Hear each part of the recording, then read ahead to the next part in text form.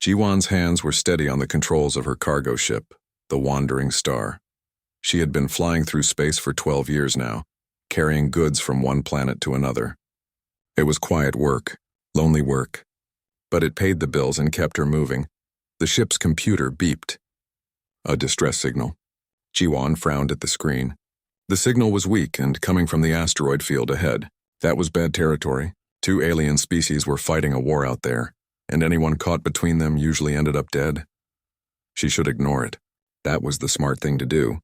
Keep flying, deliver her cargo, collect her payment. But Jiwan's finger hovered over the button that would turn off the alarm. She thought about her younger brother, dead in a mining accident 5 years ago. Nobody had come to help him either. Damn it, she whispered and turned the ship toward the signal. The asteroid field was a mess of floating rocks and metal debris. Jiwan flew carefully between them, following the signal deeper into the wreckage. She saw the remains of a warship, torn apart by weapons fire. Pieces of metal drifted in the darkness, still glowing hot in places. Then she found it, a small escape pod damaged and barely holding together. The signal was coming from inside. Jiwan brought the pod into her cargo bay using the ship's mechanical arms. She put on her pressure suit and went down to check it. The pod was Rykar design. She knew that shape. Everyone in the galaxy knew it. The Rykar were the most dangerous predators in known space. They were big, strong, and mean. Their soldiers could tear through metal with their claws. Her hand shook a little as she opened the pod door. Inside it was dark and cold. She turned on her flashlight. 3 small faces looked back at her. Cubs. Rykar cubs. They were maybe 3 feet tall, covered in striped fur with small armor plates along their backs. Their eyes were huge and scared. They huddled together in the corner of the pod, making small, frightened sounds. Behind them was an adult Rykar. Dead. Probably their mother, Jiwan thought.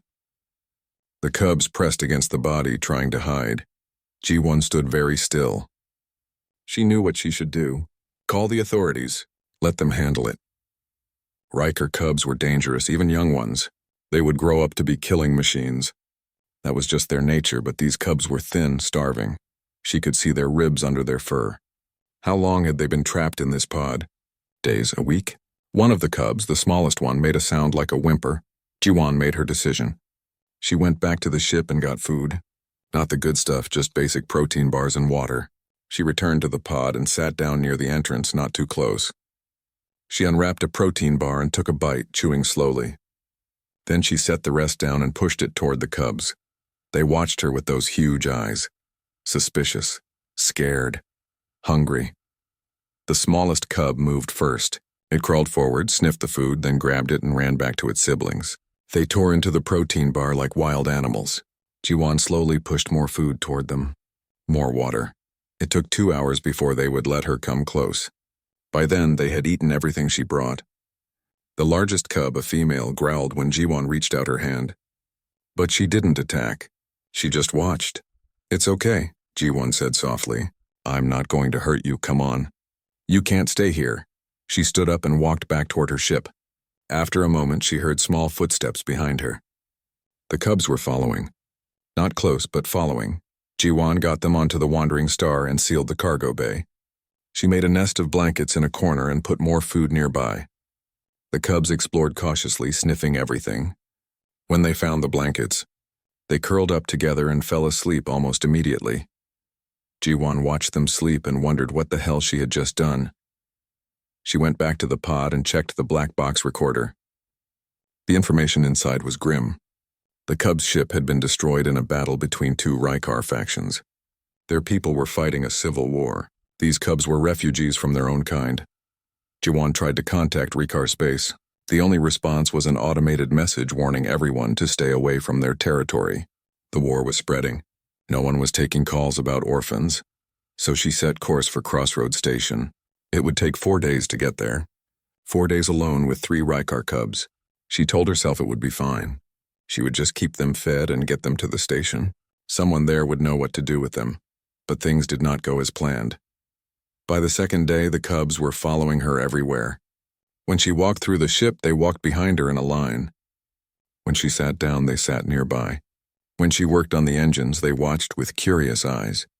She started talking to them even though they did not understand her words. "You're the big one, so I will call you Hana," she said to the largest cub. "You're always curious about everything, so you're Duri." The middle cub chirped. "And you, little one, you're Siol, because you're gentle like snow." The cubs started responding to their names by the third day. They came when she called. They played with anything she gave them. Seol, the smallest, began sleeping against Jiwon's leg at night. When Jiwon tried to move away, the cub would wake up and follow. Jiwon looked up information about Rykar cubs. What she found worried her. At this age, the cubs should be entering their aggressive phase. They should be fighting with each other constantly, practicing their hunting skills. They should be mean and dangerous, but Hana, Duri, and Seol were not like that at all. They played gently with each other. They shared their food. When Jiwon showed them something new, they studied it with interest instead of trying to destroy it. Something was different about these cubs. Jiwon did not know what it meant, but it made her nervous. On the fourth day, Crossroads Station appeared ahead. It was a massive structure spinning slowly in space. Thousands of ships came and went from its docks every day. People from hundreds of different species lived and worked there. Jiwon sent her identification codes. The station's computer responded immediately. Then a human voice came over the radio. It was tense and official. "Wandering Star, this is Security Chief Minho. We have detected Rykar biological signatures on your ship. You are ordered to dock at Quarantine Bay 7. Do not, I repeat, do not proceed to the main docks. Confirm that you understand." Jiwon looked down. The three cubs were sitting at her feet, looking up at her with trust in their eyes. Hana chirped softly. Duri tilted his head, curious about the radio voice. Seol pressed against her leg. "I understand," Jiwon said into the radio, but her hands gripped the controls tightly. She had a feeling that everything was about to get much more complicated. The cubs sensed her worry. They moved closer, pressing against her legs like children seeking comfort from their mother. In that moment, Jiwon realized something that scared her. She had not just rescued these cubs. Somehow, in 4 short days, they had become hers, and she had become theirs. She flew toward the quarantine bay, and the 3 Rykar cubs followed her through the ship like ducklings following a hen, completely unaware that their simple trust was about to shake the foundations of galactic society. Security Chief Minho stood in the control room watching his monitors. He had worked at Crossroads Station for 5 years. In that time, he had seen everything: smugglers, pirates, strange diseases, even a few murder attempts. But he had never seen anything like this. On the screen, a human woman walked out of her ship. Behind her, in a perfect line, 3 Rykar cubs followed. They moved like baby ducks following their mother. When she stopped, they stopped. When she turned, they turned. "What the hell?" Minho whispered. His security team stood ready with weapons. They looked nervous. One of them, a young man named Junho, spoke quietly. "Sir, should we take the cubs into custody? Separate them from the human?" Minho watched as the woman, Jiwon according to her file, gestured to the cubs. They all sat down at once.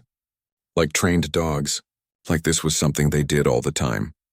"No," Minho said slowly. "Not yet. Let's see what happens." News spread through the station faster than fire. Within 10 minutes, every screen in Crossroads was showing the security footage. Vendors abandoned their shops to watch. Workers stopped in the middle of corridors. Everyone wanted to see the impossible thing. A human with Rykar cubs, Minho's communication panel lit up with calls. The Krovik merchants wanted to buy the cubs. They offered huge amounts of money. A religious group called the Velathi claimed the cubs were sacred and must be given to them. Several predator species representatives demanded the cubs be killed immediately. It was against nature, they said. It was dangerous. It was wrong. But the Rykar embassy said nothing. That worried Minho more than anything else. The Rykar were not quiet people. When they wanted something, they took it. Their silence felt like the calm before a storm. He went down to the quarantine bay himself. Jiwon stood there with her arms crossed, looking tired and stubborn. The cub sat behind her, watching everything with intelligent eyes. "I'm Security Chief Minho," he said. "I need you to explain what's going on here." Jiwon told him the story. The distress signal, the destroyed ship, the dead mother, the starving cubs. Her voice was matter-of-fact, like she had done nothing special, like rescuing the galaxy's most dangerous predators was just another day at work. "You should have left them," Minho said. But even as he said it, he knew he would not have left them either. He was a soldier before he became security chief. He had seen children die in wars. It never got easier, I know, Ji-won said. But I couldn't. Before Minho could respond, another woman arrived. She was short, excited, and talking very fast. I'm Hyejin, xenobiologist. I study alien species. I need to examine those cubs immediately. This is incredible. Do you understand how incredible this is? Ji-won moved to block Hyejin from the cubs. No one is examining them. They've been through enough. I won't hurt them, Hyejin said. I just need to understand.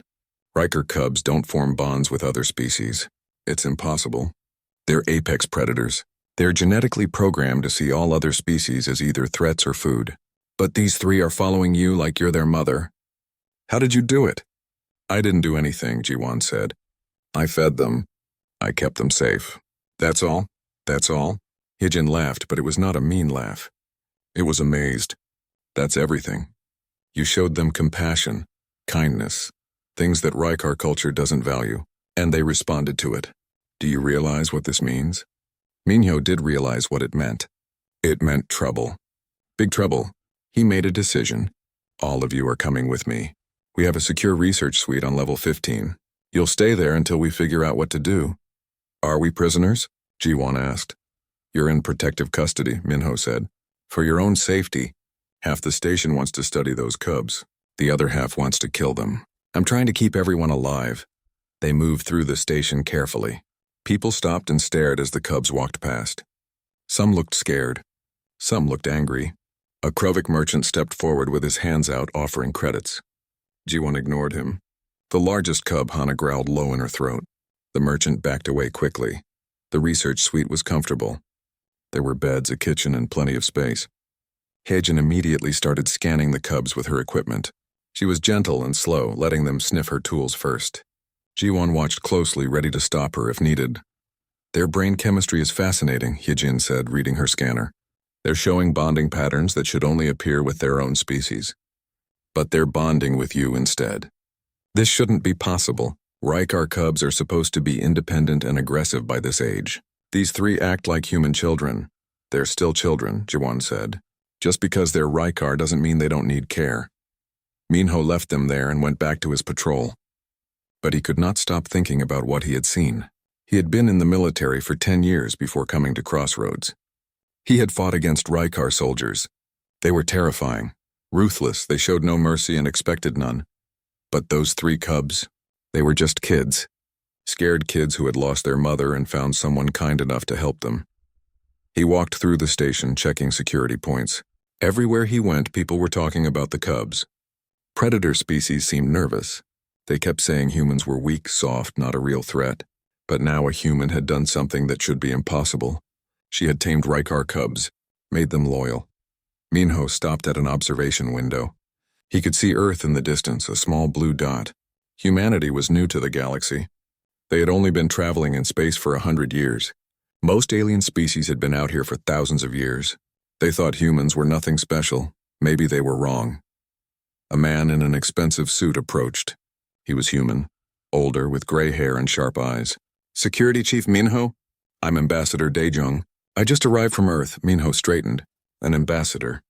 That meant this had become political. Sir, what brings you here? The same thing that's bringing every news service in the galaxy, Daejung said. A human with Riker cubs. The Galactic Council is having an emergency meeting about it. They're talking about sanctions against Earth. They say we're interfering with predator species development. That's insane, Minho said. She just helped some orphans. I know, Daejung said. But to them, it looks like a prey species has figured out how to control their children. They're scared, Chief Minho, and scared people do dangerous things. They walked to the research suite together. Inside, Ji-won was teaching the cubs their names. She would point to each one and say their name, and they would chirp in response. It was simple, innocent, beautiful. Daejung watched for a long moment. How long do we have? He asked quietly. Before Minho could answer, the station's alarms began to scream. Red lights flashed in every corridor. His communicator buzzed urgently. He answered it. Chief, this is the bridge, a panicked voice said. We have a Riker warship dropping out of jump space. It's broadcasting on all frequencies. They're demanding we turn over the cubs. Minho looked at Ji-won. She had wrapped her arms around the cubs, holding them close. They were making distressed sounds, high-pitched and scared. The alarms had frightened them. Hyejin checked her equipment. "Those distress calls," she said urgently. "They're being broadcast on Rykar military frequencies. The Cubs are calling for help, and the Rykar military is hearing them." A deep voice came over the station's speakers. It was rough and angry. "I am Commander Bloodfang of the Rykar Dominion. You are harboring Rykar offspring. Under galactic law, they are ours. You have 1 hour to surrender them, or we will take them by force." Jiwon spoke softly to the Cubs, and slowly, their distress calls stopped. They pressed against her, trusting her to keep them safe. Minho looked at Ambassador Daejung. The ambassador looked back. They both knew what was coming. A war, maybe, all because one human could not leave children to die in space. Daejung spoke quietly. "The Galactic Council just sent their ultimatum. We have 24 hours to surrender the Cubs, or Earth faces complete trade sanctions. Our entire space program could collapse." Minho watched Jiwon calm the 3 small Cubs with nothing but gentle words and patient hands. One human cargo hauler had just become the most important person in the galaxy, and everyone wanted to take her Cubs away. The conference room was cold and silent. Ambassador Daejung sat at one end of the table. Around him, holographic images of the Galactic Council members flickered.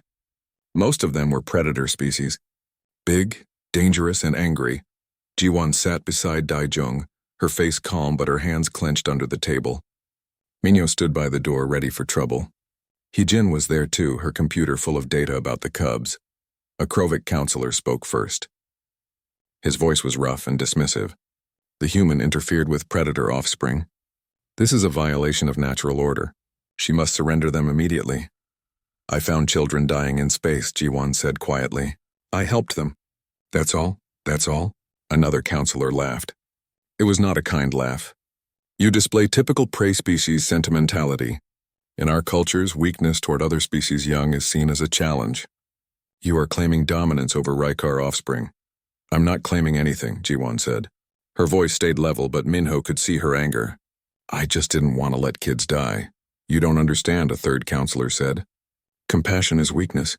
You humans are soft. You do not belong among predator species. These Cubs should be raised properly in strength and discipline."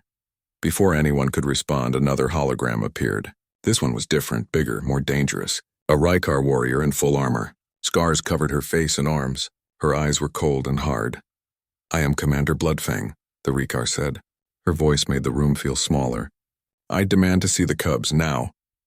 Daejung looked at Minho. Minho looked at Jiwon. This was dangerous. Very dangerous. But they could not refuse. "All right," Minho said. "But there will be barriers between you. Safety protocols." They moved to a secure observation room. Reinforced glass separated the 2 sides. Jiwon stood on one side with Hana, Duri, and Seo. Commander Bloodfang appeared on the other side, her massive form filling the doorway. The Cubs saw her and froze. Something in their genes recognized their own species. Bloodfang stepped forward and made a deep growling sound. It was Rykar communication, a command for Cubs to come forward and submit. But the Cubs did not move. They pressed backward against Jiwon's legs. Hana made a small frightened sound. Duri hid behind Jiwon completely. Seol started to shake. Bloodfang's eyes widened. She tried again, making the command louder. The Cubs cowered. When the commander moved closer to the glass, they ran behind Jiwon, using her as a shield. The big Rykar warrior stood completely still. Shock was clear on her face. "This is impossible," she said quietly. "Rykar Cubs always obey adult commands. Always. It is instinct." "They're scared," Jiwon said. She knelt down and spoke softly to the Cubs. "It's okay. You're safe. She won't hurt you." She stroked their fur gently. Slowly, they stopped shaking. Bloodfang watched this with an expression that was hard to read. "These are my sister's offspring," she said. Her voice was rough with emotion. "My sister died in the war. I have been searching for survivors for weeks. These 3 are all that remain of her family." Understanding hit Jiwon like a wave. This was not just any Rykar commander. This was their aunt family. "I didn't know," Jiwon said. "I'm sorry." Bloodfang tried several more times to communicate with the Cubs using traditional Rykar methods. She used specific sounds, scent markings, body language. Nothing worked. The cubs only responded to Ji-won's soft voice and gentle touch. Hyejin watched all of this, recording everything. "This is remarkable," she whispered to Minho. "The cubs have completely bonded with Ji-won. They trust human caregiving methods more than their own species methods. Commander Bloodfang is being rejected by her own family." Finally, Bloodfang sat down heavily. For a long moment, she just stared at the cubs.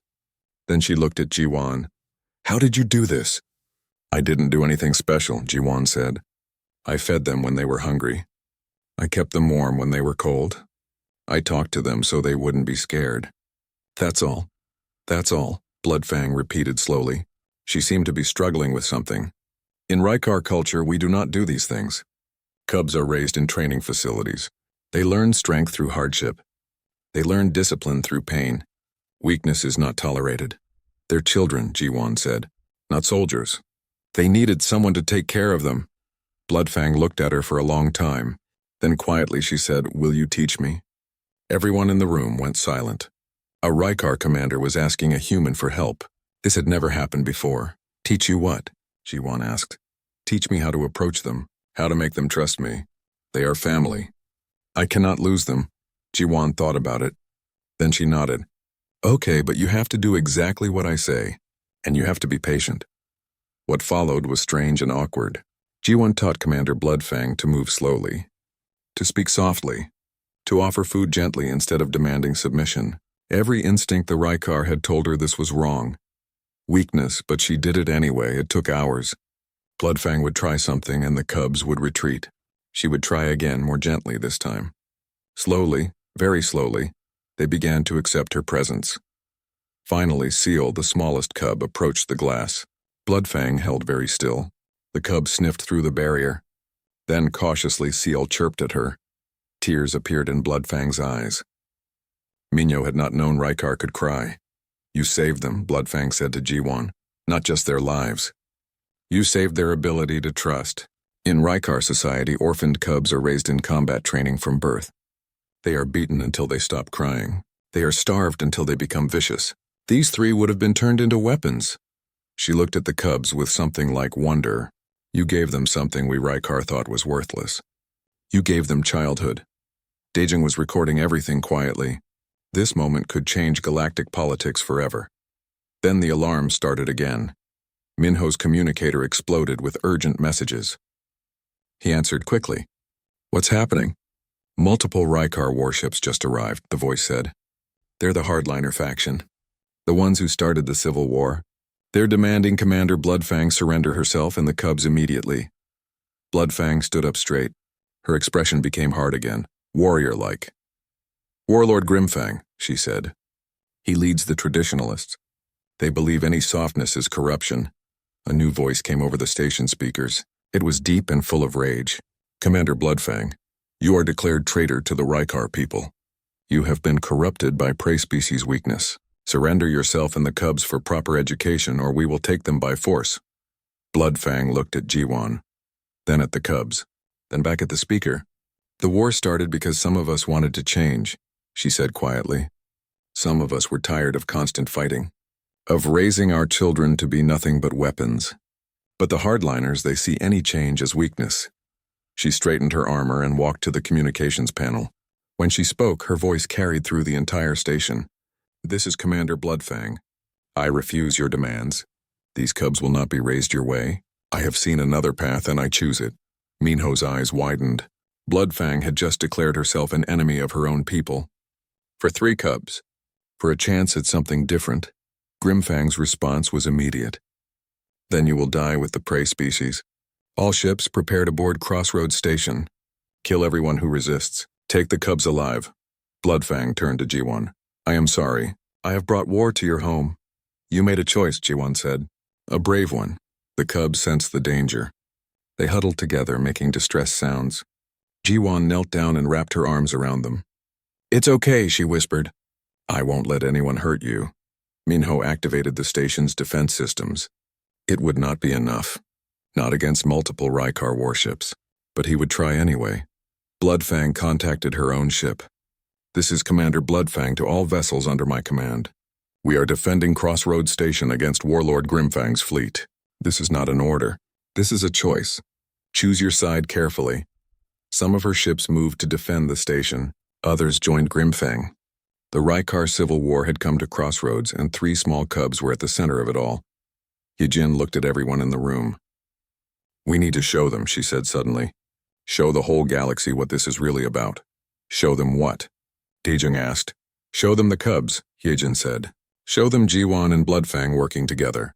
Show them what Grimfang wants to destroy. Let the galaxy see what we're fighting for." Jiwan started to protest, but Bloodfang stopped her. "She is right. The hardliners say compassion is weakness. We must show them it is strength. A different kind of strength, but strength nonetheless." So they did. They broadcast across all frequencies. The image of Jiwan, a human cargo hauler working with Bloodfang, a Rykar commander, both of them gently caring for 3 frightened cubs. It was simple. It was powerful. It was real. And slowly, very slowly, the galaxy began to watch and wonder if maybe, just maybe, the old ways were not the only ways. Space around Crossroads Station filled with warships. Grimfang's fleet took aggressive positions. Their weapons were armed and ready. On the other side, Commander Bloodfang's smaller group of ships formed a defensive line. Inside the station, Minho coordinated the defense. His security team set up barriers and prepared for boarding parties. But everyone knew the truth.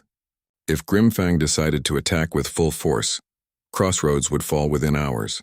In the research suite, the broadcast continued. Cameras showed Jiwan and Bloodfang together, both working to keep the cubs calm. Hana, Duri, and Seol were scared. They could feel the tension. Their ears were flat against their heads, and they made small, worried sounds. Jiwan sat on the floor and gently stroked each cub's fur. "It's okay," she said softly. "You're safe with us." Her voice was steady even though her heart was racing. Bloodfang knelt beside her.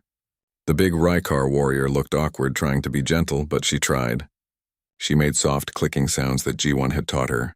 The cubs slowly relaxed. The broadcast went out across all galactic channels. Millions of beings watched. They saw something that should not exist. A human and a Rykar working together.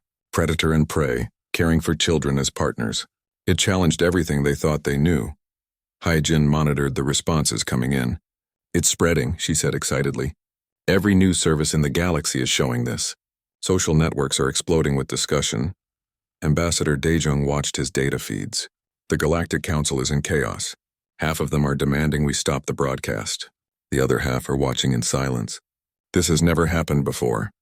Outside, the space battle began, not with a huge explosion but with something stranger. Ships from Grimfang's fleet started to break formation. Young Rykar warriors were refusing orders. They had seen the broadcast. They had seen their commander showing care instead of cruelty. Some of them had lost their own families in the war. They were tired of fighting. Grimfang's voice roared across all channels. "Traitors. You are all traitors! The Rykar way is strength through hardship. We do not show weakness to prey species." But more ships kept leaving his fleet.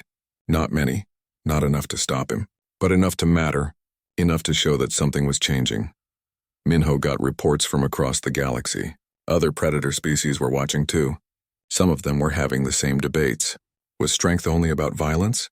Or could there be other kinds of strength? Then Grimfang made his move. His flagship accelerated toward the station. Weapons fired. Bloodfang's ships tried to intercept, but they were outnumbered. Several explosions lit up the darkness of space. "They're breaching the outer hull," someone shouted over the communications. "Boarding parties incoming!" Minho grabbed his weapon. "Protect the civilians. Fall back to defensive positions." He looked at Jiwan. "Get the cubs somewhere safe." But there was nowhere safe. Not from this.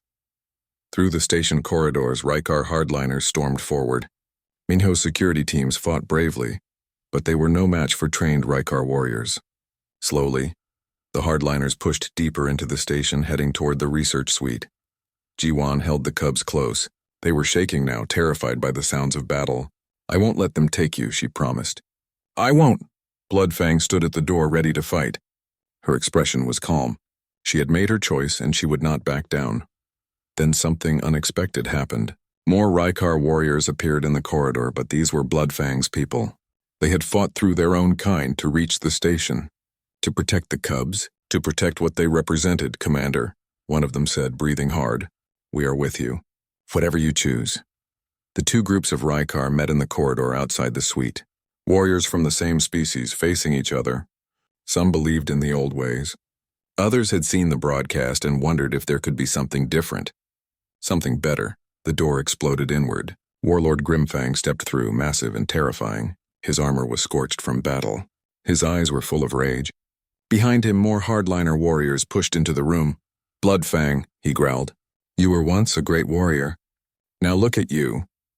Kneeling beside a prey species, teaching our cubs to be weak. Bloodfang stepped forward to meet him. They were equal in size and strength. Both were legendary fighters. I am teaching them to survive, Grimfang. Our way is killing us. This civil war has cost us millions of lives. For what? So we can prove we are strong? We are dying to prove we are strong. Better to die strong than live weak, Grimfang said. Then you are a fool, Bloodfang said quietly. Grimfang's hand went to his weapon. The entire room tensed. One move and this would become a bloodbath. But Bloodfang did something strange. She stepped aside. Look at them, Grimfang. Look at what you want to destroy. Grimfang looked. He saw Jiwan, a small human, holding 3 Rykar cubs. The cubs were healthy, strong. Their eyes were bright and intelligent. They showed no signs of weakness or corruption. They looked like proper Rykar cubs except for one thing. They were not afraid. They were confident, secure, loved. Seal, the smallest, looked at Grimfang curiously. Not in submission, not in fear, just curiosity. The cub took a small step forward, studying the big warrior. Grimfang stared at the cub. Something changed in his expression. Not much, just a flicker. But everyone saw it. What is this? He asked roughly. What have you done to them? Jiwan spoke for the first time. Her voice was steady. I took care of them. That's all. I made sure they were fed and safe and knew they mattered. You made them soft, Grimfang said. But he did not sound as sure as before. No, Bloodfang said. She made them whole. Look at them, Grimfang. Really look. They are not weak. They are strong and healthy and intelligent. But they are also capable of trust, of cooperation. These cubs will grow up to be better than us. Better than our endless wars and pointless violence. Grimfang's weapon lowered slightly. He looked at the cubs for a long moment. Then he looked at his warriors. Some of them were watching the cubs with expressions that were hard to read. Longing, maybe. Or regret. What is this thing you did? Grimfang asked Jiwan. This care. What do you call it? We call it taking care of someone, Jiwan said simply. It means you protect them. You help them grow. You make sure they know they matter. And this makes them strong? Grimfang asked. Yes, Jiwan said. A different kind of strong. The kind that lasts. The warlord stood silent for what felt like forever. His face showed nothing, but his weapon stayed lowered. Finally, he turned to leave. We will watch, he said. We will watch how these cubs grow. We will see if your way makes them strong or weak, and then we will decide. He walked to the door, his warriors following. But before he left completely, he stopped. Without turning around, he said, Commander Bloodfang, you are still a traitor, but you are a brave traitor. That is something. Then he was gone. His fleet pulled back slowly. The battle was over. For now, Minho let out a breath he had been holding. Did that just happen? Did a Rykar warlord back down? He did not back down, Bloodfang said. He paused. He is thinking. That is more than I expected. Jiwan slumped against the wall, suddenly exhausted. The cubs climbed onto her lap, seeking comfort. She held them close and closed her eyes. Daejung was already on his communicator talking to Earth. The Galactic Council was in emergency session. The broadcast had reached every corner of known space. Billions had watched a human and a Rykar warrior working together. Had watched a warlord stop and question his own beliefs.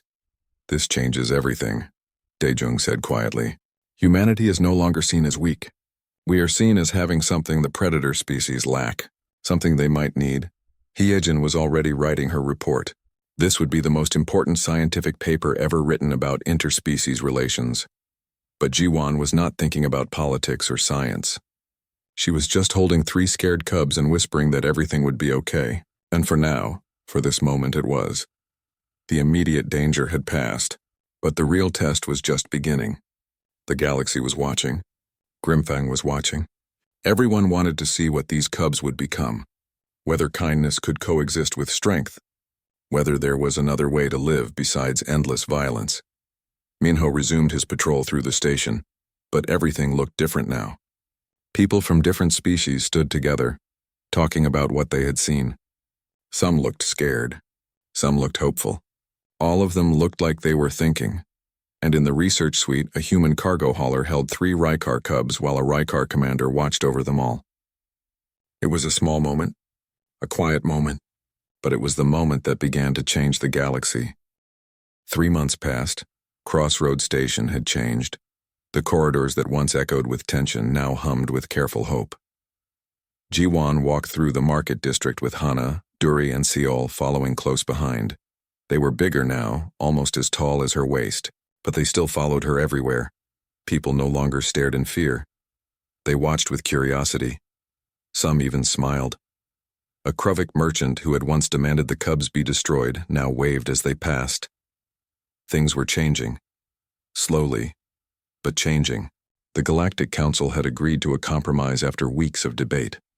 The cubs would stay with Commander Bloodfang as their legal guardian, but Jiwan would remain as their caretaker and teacher. Together, they would raise the cubs in a new way. A mixed way. Rykar traditions combined with human care. It was not perfect, but it was something. Crossroads Station now hosted a special zone called the Cultural Exchange Center. Predator species could come here to learn about human child-rearing methods. It was strange at first, warrior species listening to lectures about patience and gentle discipline. But they came, and they listened. Hyojin ran most of the programs. She was in her element, teaching xenobiology to beings who had never questioned their own nature before. Her research papers were being read across the galaxy. She had proven that even apex predators could learn gentleness without losing their strength. Minho continued his patrols, but now he had a new responsibility. He coordinated security for the exchange center, making sure the fragile peace held. It was challenging work. Old hatreds did not disappear overnight. But every day without violence was a victory. Today, something important was happening. Warlord Grimfang had returned for an inspection. He had sent word days ago that he was coming to evaluate the cubs' progress. Everyone was nervous. Jiwan met him in the observation area. Bloodfang stood beside her. The cubs were in the training room below, visible through a window. They were practicing combat moves, as all young Rykar must. But there was a difference. When Hana accidentally hurt Seol during training, she immediately stopped and checked on her smaller sibling. When Duri won a sparring match, he helped his opponent up afterward. They were competitive and strong, but they were also kind. Grimfang watched in silence for a long time. His face showed nothing. Finally, he spoke. They are still Rykar. I see that. They are strong and capable. Yes, Bloodfang said. But they are also more than that. I saw something earlier, Grimfang said slowly. Hana defending a smaller alien child from bullies. She did not attack the bullies. She simply stood between them and the child. Used her size to intimidate without violence. Is this what you teach? We teach them to use their strength wisely, Jiwan said. Violence when necessary, but also restraint, also protection of the weak. These things are not weakness, they are choices. Grimfang turned to look at her. Choices, he repeated. My people do not believe in choices. We believe in the warrior way, the only way. And how is that working for you? Bloodfang asked quietly. How many died in our civil war? How many cubs lost their parents? How many warriors died for nothing but pride? The warlord was silent. Then surprisingly he said, Too many, far too many. They watched the cubs train for another hour. Grimfang asked questions. Some were hostile. Some were genuinely curious. Jiwan and Bloodfang answered them all honestly. Before he left, Grimfang did something unexpected. He requested a private meeting with Jiwan. They sat in a small room, the huge warlord and the small human. He looked uncomfortable. Finally he spoke. I lost cubs in the war, he said. His voice was rough with old pain. I followed the traditional way, raised them hard, made them strong. They died anyway, all of them, strong and dead. Ji-won said nothing. She just listened. I wonder, Grimfang continued slowly, if they had known kindness, would they have fought more carefully? Would they have valued their own lives more? The traditional way taught them to be fearless. But fearless warriors die young. I'm sorry for your loss, Ji-won said. No parent should lose their children. Grimfang stood to leave. At the door he paused. You have not made these cubs weak. You have made them something we Rykar have forgotten how to be. You have made them whole. He left without another word. Over the following weeks more changes came. 5 other predator species quietly contacted Ambassador Daejung. They wanted to learn about human child-rearing methods, not because they thought humans were stronger, but because they recognized something in the human way that their own cultures had lost. Daejung worked day and night setting up exchange programs. Earth's position in the galaxy was changing. Humanity was no longer dismissed as weak prey. They were respected for possessing a different kind of strength, the kind that built instead of destroyed. Commander Bloodfang became a leader of what some called the Reform Movement. Rykar who wanted their species to survive by evolving. It was dangerous work. The hardliners still existed, but the movement was growing. She taught other Rykar parents the techniques Ji-won had shown her. How to speak gently, how to comfort without coddling, how to discipline without cruelty. It was hard for them. Everything in their culture fought against it. But they tried. Ji-won received an official offer from Earth government. She could return to her old life. Her ship was repaired. All legal troubles were cleared. She was free to go. She sat with the offer for a long time, thinking. Then she tore it up. Minho found her later that day. They had been spending more time together. He understood her in ways others did not. Both of them knew what it meant to protect others. You're staying? He asked. I'm staying, Ji-won confirmed. The cubs still need me, and there's more work to do. More beings who need to learn that strength and kindness can coexist. Minho smiled. I was hoping you would say that. That evening, during his regular patrol, Minho passed by the Cultural Exchange Center. Through the windows, he could see an amazing sight. Beings from 6 different predator species sat in a circle, learning from Heejin about emotional development in young cubs. In another room, Ji-won worked with 3 new orphans. These were Krovik cubs, another predator species. They were scared and alone, just like Hana, Duri, and Seol had been. Bloodfang assisted her, both of them using the same gentle patience. And in the training hall, Hana, Duri, and Seol practiced their combat skills with other young beings. They were strong. They were capable. They were every bit as physically powerful as any traditionally raised Rykar. But they were also kind, also cooperative, also able to see other beings as partners instead of enemies or prey. They were proof that another way was possible. Minho continued his patrol, but he paused at an observation window. He looked out at the stars and thought about how it had all started. A distress signal. A cargo hauler who could not ignore a call for help. 3 orphaned cubs. 1 simple act of compassion. That simple act had shaken the foundations of galactic society. It had forced predator species to question assumptions they had held for thousands of years. It had shown that strength did not have to mean cruelty, that power could be used for protection instead of domination. The galaxy was changing, slowly, carefully. Not everyone accepted the new ideas. Many still clung to the old ways. But change had begun, and it could not be stopped. Years would pass. Hana, Duri, and Seol would grow into adults. They would become the first of a new kind of Rykar. Strong, but not cruel. Powerful, but not brutal. They would become diplomats, teachers, leaders. They would help bridge the gap between predator and prey species. But that was the future. For now, they were still young, still learning, still following Ji-won through the station like ducklings following their mother. Minho completed his patrol and returned to the security station. On his monitors, he could see the whole station. Thousands of beings from hundreds of species, all living together. It was not always peaceful. There were still fights and disagreements, but there was also cooperation, also understanding, also hope. He thought about that first day when he had seen Jiwon walk out of her ship with 3 Rykar cubs following her. It had seemed impossible then. Dangerous. Wrong.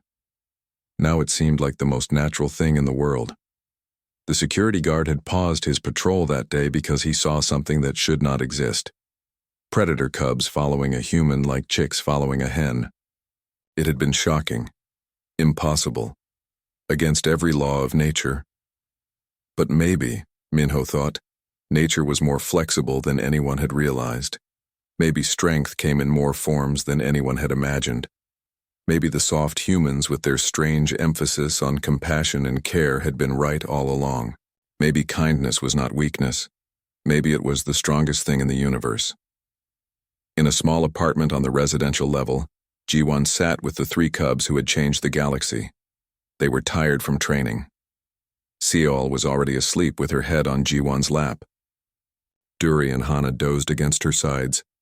Commander Bloodfang stood in the doorway watching. "You saved them," she said quietly.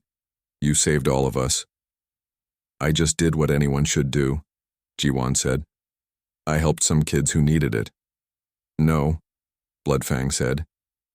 "You did what no one else would do. You saw children where others saw enemies. You offered care where others offered fear. That is not nothing. That is everything." Jiwon looked down at the sleeping cubs. 3 small lives she had saved by accident. 3 small lives that had somehow changed the galaxy. Maybe, trust, that was the brave part.